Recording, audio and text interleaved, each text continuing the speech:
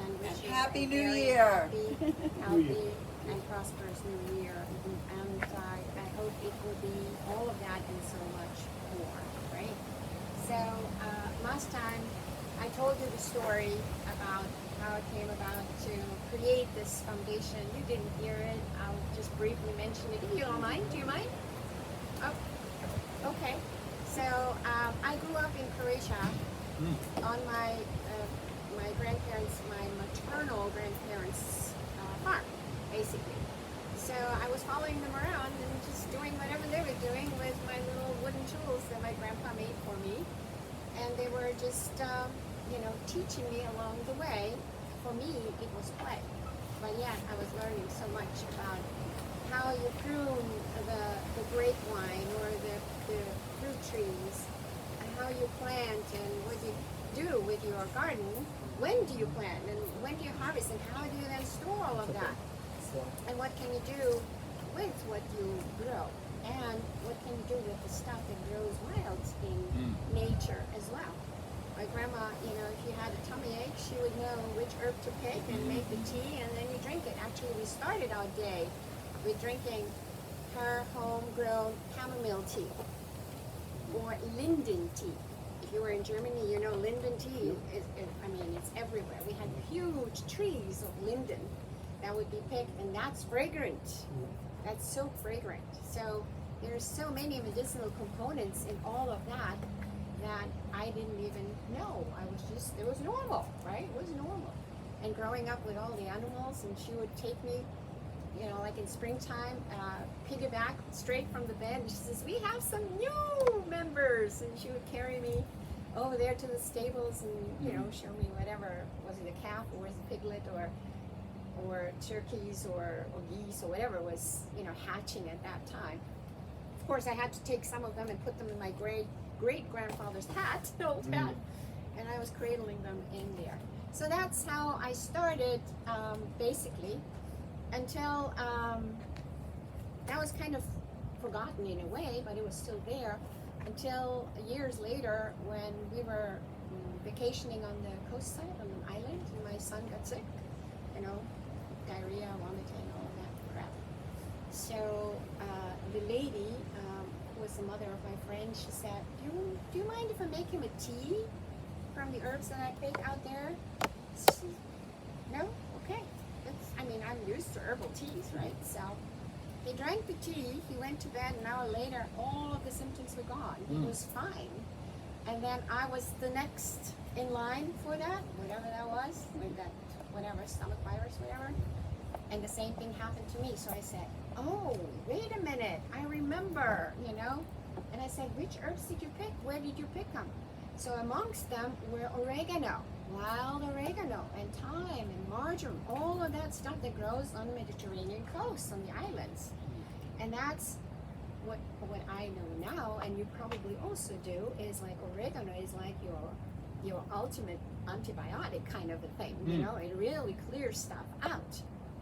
So if you have oregano oil, but real essential therapeutic oil, not one that is altered with other stuff, because you can get just so much out of the plant, and it's expensive, right? And who grows it? Not too many people. Plus, it likes to grow in the certain climates. So what they do, they add elongation stuff, like other oils, which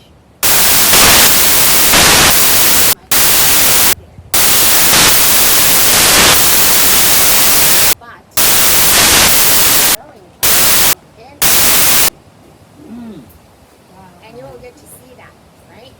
So look how beautiful it is. So what can you do with all this? And then to continue my story, is I'm deviating right away to the garden.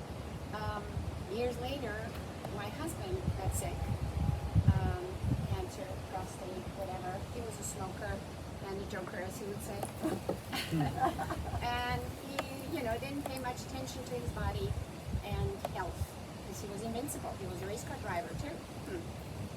Adrenaline rush, right? You're familiar with things like that? Yeah. So I would encourage him and give him concoctions to drink, like those herbal tinctures, and his gout would kind of get better. I would massage the foot with essential oils, specific essential oils, and the inflammation and the throbbing would go away, and things like that. So, he did a lot of things, but he still slept. And eventually, of course, it didn't work anymore. So somebody asked him about,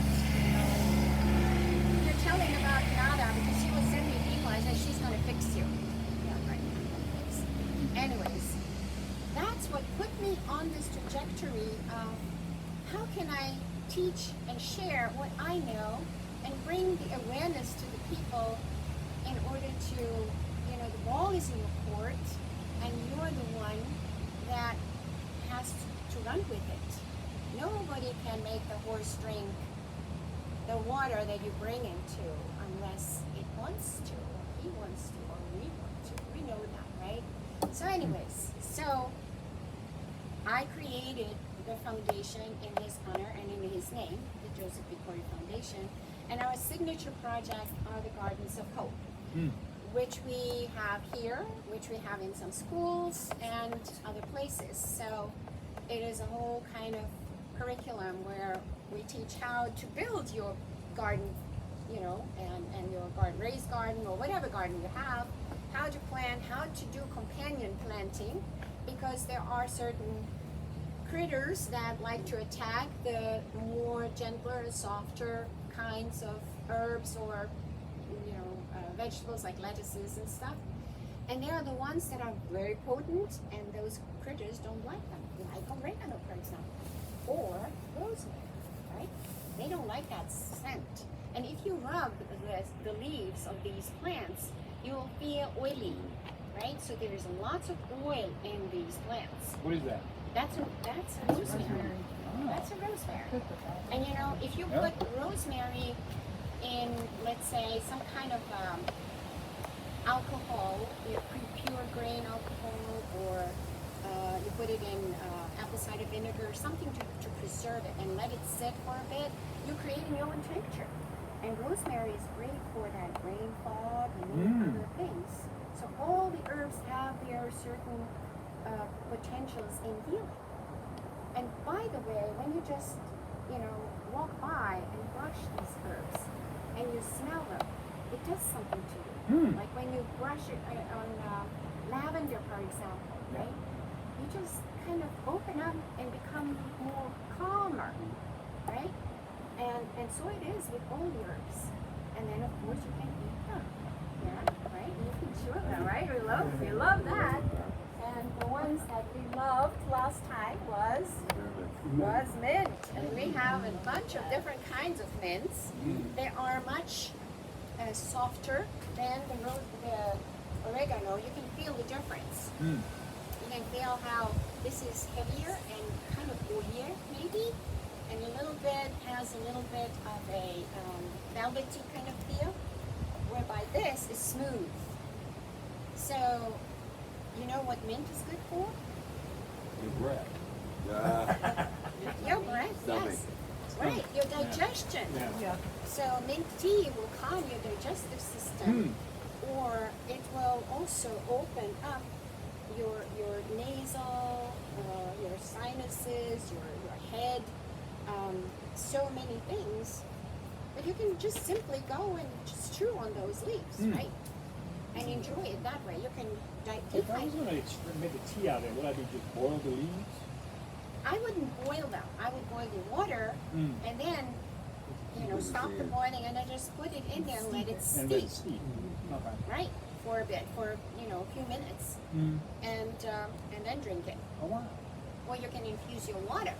Like you have a bottle of water, you can drop a couple of these in there, so it will affect the water. Okay. Just like you put lemon maybe, or cucumber, or orange or something in the water. It's called infused water. So right, it flavors it, but it also shares the components that it carries with the water. Water is a carrier. And by the way, how much water is in our bodies? Do you know? 60%. over 70%. Yes. So, you know, some people say 75, some people are 85. So the major component of our body is water. So when you want to lose weight, right, what happens first? We're losing the body water, excess water. So, you know, you have to go and pee a lot, right? Basically. So you're eliminating anything that is holding the water in, like salt, right? It holds the water in. Yet, we need certain salt, but healthy salt, not the bleached one that we have in the stores. It's bleached. Natural salt is not as pure white as this is, and they've taken out all the minerals. The minerals, the essentials we need. So, you know, when we say, don't eat salt, I would say, what does that mean? Because in the salt there's a lot of stuff. So which salt are you talking about? And then the rock salt, like Himalayan salt, or the salt from Utah, right, from the salt lakes there, or Mediterranean salt, or Celtic salt, they are still kind of not contaminated or extracted, you know, all the good stuff is not taken out from them. So you would want actually to add that to water because the body needs it. It's a conductor. We also have an electrical system in our body, which is the nervous system. So that requires the conductor in order to function properly. So with the herbs, how do you preserve them? You can dry them. Look at that. Right? You saw that last time. So you can dehydrate them in a dehydrator or naturally like that. And then it's easy to make your tea, right? You have the same component as in the fresh one, but now it's preserved. So you can make your tea bags and have your mint tea that way, or whatever tea, right? You can create your own concoction that you like. You can create something that is more calming or something that's more stimulating. Yes. You can freeze them too. You can freeze them. That would be great for infusing water, for example, right? Because you make them into ice cubes or something. Actually, I harvested just the other day in my little garden around my home, in my raised beds. I harvested like over 20 pounds of turmeric that grew. And you know, I like to juice in the morning. I make my own green juice, and I always put ginger and turmeric in it. So I cut off the little nodules or snippets or the ends, and those I just stick in the soil. Guess what? I got over 20 pounds of that. Wow. So what I did, I said, okay, let me try to juice it. You know, you can go to the store and you can buy those Turmeric shots. right, turmeric shots or ginger Yeah. shots. And I was like so surprised how much juice came out of them because they were fresh, right? They were full of that juice and that water. And I got, you know, several trays of ice cubes. I made them, I froze them. So when you look at that little bottle that costs about $6 or whatever it is, right, in the store, and you look when it settles, there's this much of turmeric or whatever. Everything else is a filler again, right? So there you go. Now there's another thing that you can do: freeze dry. It's like a ice maker kind of machine or a freezer. You put your stuff, even liquids, on trays, very thin, kind of like this thick, like maybe half an inch or something. And you put them in there and you run them for different things will run differently. It will again take out the moisture, but all the components, including the nutrients, will remain. And you've heard of astronaut food, right? Have you ever maybe tasted anything like freeze-dried? Ice cream when we were kids. Right?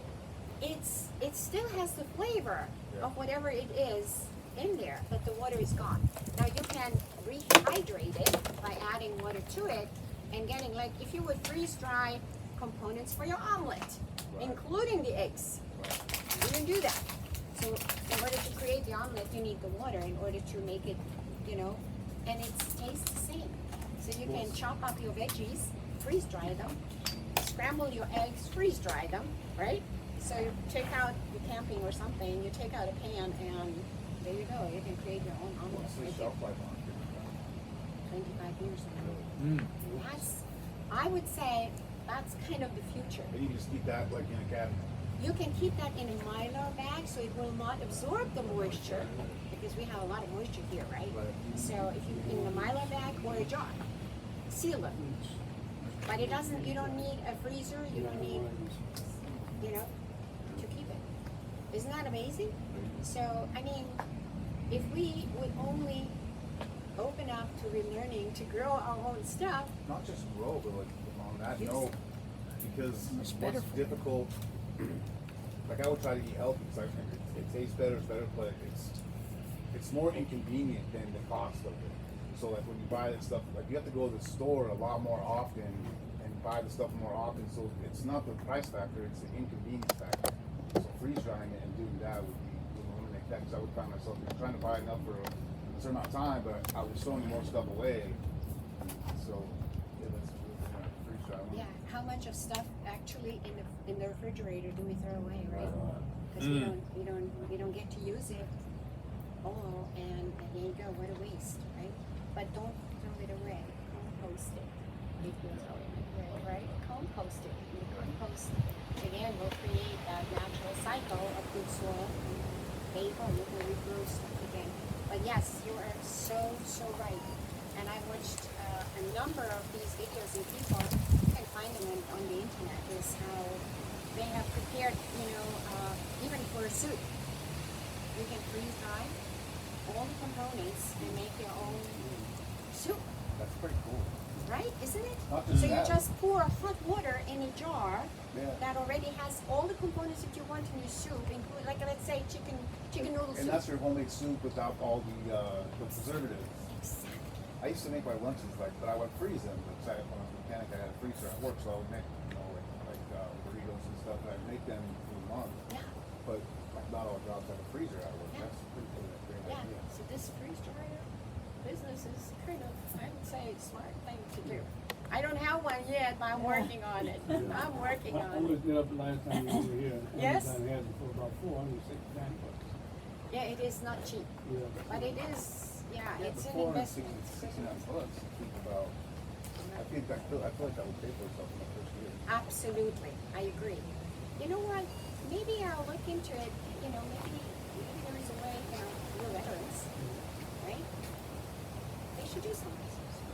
If it's possible, whatever is possible. I mean, give a CPAP machine that are 2K. Yeah. Yeah. There you go. Do you want to chew on some mint while we go, and you want to visit the garden and see what's going on? Yes. Yeah. All right, let's do that. So let me show you the difference. I just wanted to show you the difference. This is oregano, so you touch that. And this is mint in comparison. How do you tell the difference? The smell of the Eva and the Yeah, the smell Here. of the leaves. Okay, so this is oregano. And this is mint. Oh, I can tell the difference. I was at a This distance, is that's the why. one- That's like- Yeah, of course the This is smell. the one I used to And grow then when I first got talking here. about, like, in rubbing it Boca, and I couldn't between find your this. fingers, it kind of, let's see, Oregano's not very fragrant. Let's see, well, it's not also This is something oregano. pretty, you would wanna like make a sachet out of it, put it in your bed. Yeah, actually, it I'm is, not it sure. is, today's like a, If you an are, allergy kind of a day, cause it's so windy, so I magician don't in know that if way, anyone why has not? Try allergies, it. but- No, I can see. Yeah, you get to, obviously, as you're more I don't, experienced he asked me the same you know, question. or cook. You know, because like if someone said, I want you to mint make would me dry. pasta I or would try something, and it. it called for I would oregano, try and you both of picked them. up the mint, you I would would say, try that both. doesn't sound good, that doesn't taste good. That tastes good. Yeah, well, that's experience, I guess that's what chefs So here's are, the mint. all This is about. fresh oregano, so I would just And then red chop one. Now- that is potent. You can actually Right. taste them, and you will see the difference in the taste. That's what I said, and an experienced gardener or chef or just home gardener, exactly, you could. Makes me think about like 70% off. You see? I said Right? if someone said make me spaghetti sauce and you put the Yeah, mint just in a there, couple of them. it would take on a totally different, unusual taste. So you would know, learn by experience. And like the fresh herbs when That you're was cooking, eye-opening. right? And nose opening and tongue opening. Right. So when you cook with the herbs, with fresh herbs, don't cook them. When you're finished cooking, chop them fine and just spread them over. That way you will not destroy the potency of them and the nutrients of them as well. So, don't destroy, with cooking the heat will. Yeah, it does. Exactly, it's It like definitely does. spearmint gum. Well, Nada said we have a few mints. We have That's right. we're gonna go see, but we have spearmint.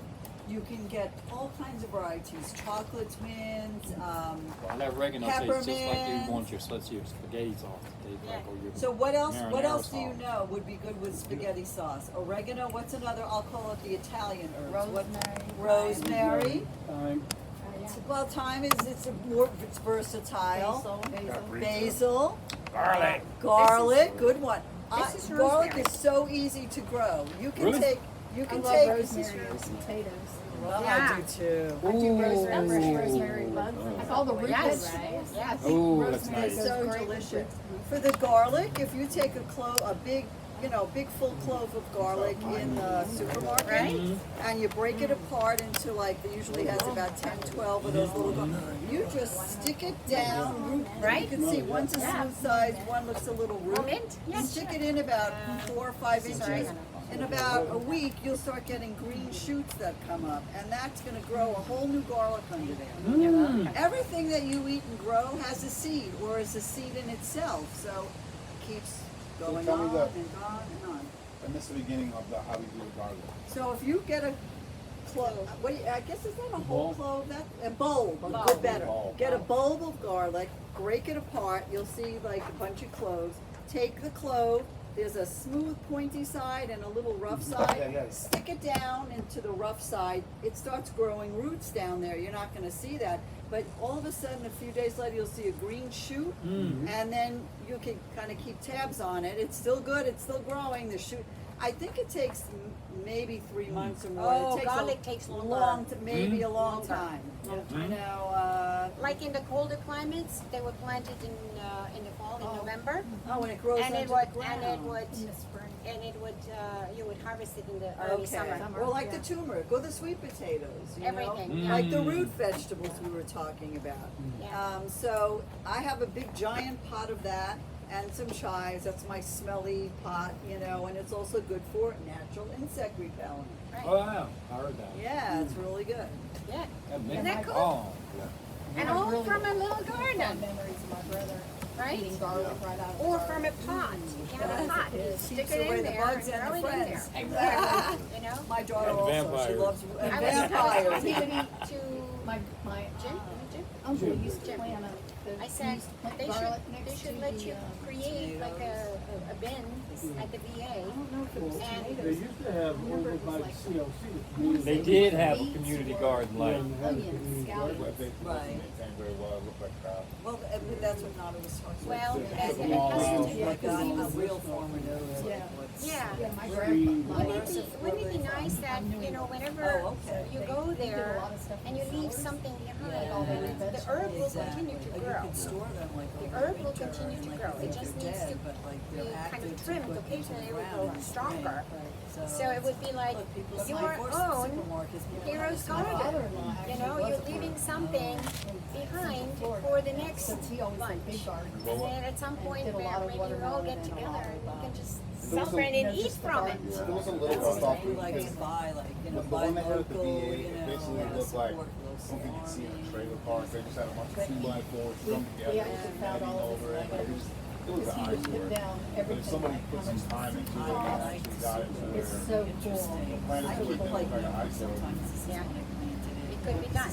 Yeah, social worker that This led bed that was nation not too retired. shady, Program it's guy. an Yeah, inside, Give myself some What was the I name? did some, like, Matt, garden. Dr. D. At the retreat, they have That's, it's a fantastic idea. private, I don't have a love lot. they have gardens. They do. Yeah. Cut them up. You Took know, all it is, the I seeds, think having an put all herb the seeds in garden, the ground, at least and they an grew herb up, and garden, then the cats is got to essential. Kids cat. Really, because just being out there, I mean, how do you feel when you come out here, right? When you put your hands in the dirt, how do you feel, right? It's like, you are releasing all of that energy, that charge that we are absorbing from, we're all walking in some kind of isolated shoes, and nobody's walking barefoot on the ground, which would decharge you from the stagnancy. So, you know, at least you can put your hands in the soil and you can breathe in. That's the oilery factors. It will change your mood. It will calm you down. It will lift you up. Let's go lift ourselves up and